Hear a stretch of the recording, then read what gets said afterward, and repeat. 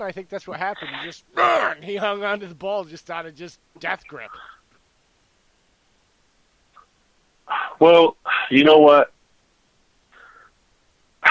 I've got to bring something up that I have been kind of wanting to talk about on this, and I heard you laugh.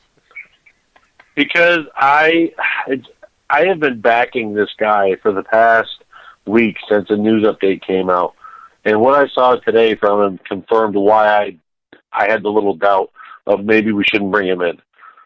Des Bryant, the Packers do not need you and will not sign you. I saw your interactions with Aaron Nagler today. You are still the immature young man or young kid that came into the league, and it was just very disrespectful in what you did, Des. Sorry, man. I'm going to pass on you. What? Wait.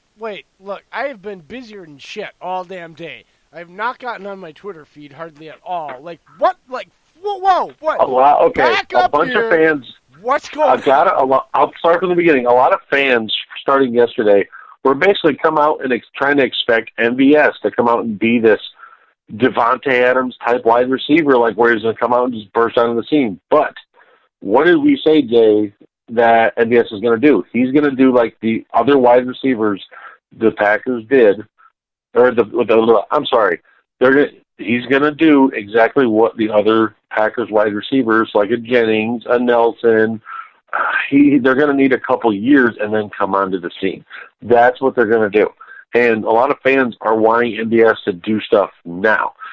Do people not remember how much of a development that Adams needed over 3 years before in 16 he finally got into like that prime shape? He was not even prime, but like that. Dude, that everybody really good, in the Packers era. fandom, including you and I, at one point said cut his ass. So stop acting like it. I never said cut Adams. I backed that dude. I was like one of 3 people that always backed Adams. I loved his ability, especially after his rookie year. I stuck with him. I'm saying, I'm just saying, facetiously, like as a whole, like in a conundrum, like I will not be including that fan crowd, sir. No, nope. Whatever. I'm anyways, saying, as a whole, you people know out there, like stop it. So stop being haters it. on Anyways, MVS. you wanted to know the story. Okay. Anyways, so basically, a lot of people were calling out MVS, so Nagler went to his defense. And guys, Adams had the same type of stuff. He had to develop over a couple of years. It's all receivers do. Relax. And then someone said, "Oh, we need Dez." Nagler came out and says, "No, let MVS develop. We don't need Dez. We don't need that cancer in the locker room." Well, Dez went and retweeted Nagler's comment. They went back and forth a couple times, and finally, he ended up calling Nagler scum, and that really irked me because I'm sorry, if you were mentioning to other reporters saying Green Bay is one of the team of interest, you should not be talking to their freaking beat writers like that, or even people on social media if you're that mature and you've grown up. Sorry, man. You're still the same punk as you once were. Well, okay. Now, again, because I was on here right with you, and I had given him the benefit of the doubt. But again, as I always say, new information changes what's reality, and therefore I get the chance, and so does Dave and everybody else, to reassess the situation with the new information. Given that, Des Bryant, you are not ever going to play football again. This is the reason why you're not playing football now. It has nothing to do with injuries. The reason why more teams, including the team that did everything they could, bent over backwards for you, eventually said, enough is enough, goodbye. And if you think that for any reason at your age, with the way you act, any team with how cheap it is and how much talent is coming out every year out of college, you are ever going to get a chance acting the way you are acting and have acted in the past, you are delusional beyond repair, and sir, need more help than any of us will be able to offer you. You should probably seek professional help. You're acting and are exuding all the traits of a spoiled, entitled, immature, self-centered little dickhead. Thank you very much. Ooh, he dropped the D word. Jay got serious. No, man, I completely feel you. I tried to have even just a little doubt. Like, man, maybe he can get his head right. No, the fact he's arguing on social media with one of the probably more respectable beat writers in all of sports. I'm sorry, if you go watch people, a lot of reporters across the NFL give Aaron Nagler a lot of respect, and there's a reason for it.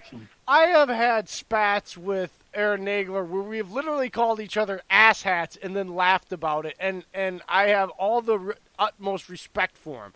But there is a certain line, even if you're arguing and you disagree, certain words, and look, I'm even learning this because I've said it not meaning to hurt somebody's feelings, and Dave has had to, like, dude, you can't say that to people. And I'm like, well, I didn't really mean it like that, but, like, whatever. I understand it now.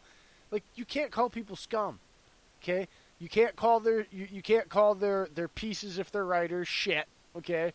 Or their opinions shit, all right? It's not acceptable. That's their job. Their job is to write. Well, I'm just trying to, like, paint the lines. I know. And I have learned some of this, so it's not like I'm not a guilty party. But the difference is I didn't mean it to. It's just kind of my rougher on the edges demeanor. But I've also learned you have to change who you are if you're not being a jerk. And I didn't mean to be a jerk, if you understand what I'm saying. But he's obviously, like, it's the same stuff with him. Like, this is who he is. I feel like it's a different situation than what I was putting myself in there. Like, he's purposely doing this because he still honestly believes in his mind he can walk into any locker room and he's going to be a number one receiver and get me the damn ball, and if you don't, we're not going to win. And it's just delusional beyond doubt. And Nagler had the closer. That he was totally different. And if he and we both beat the draw. I think it was like 2 nights ago, for God's sakes. I mean, whatever, it is what it is. Well, Nagler came out with the finisher statement, and after that whole scum comment, Nagler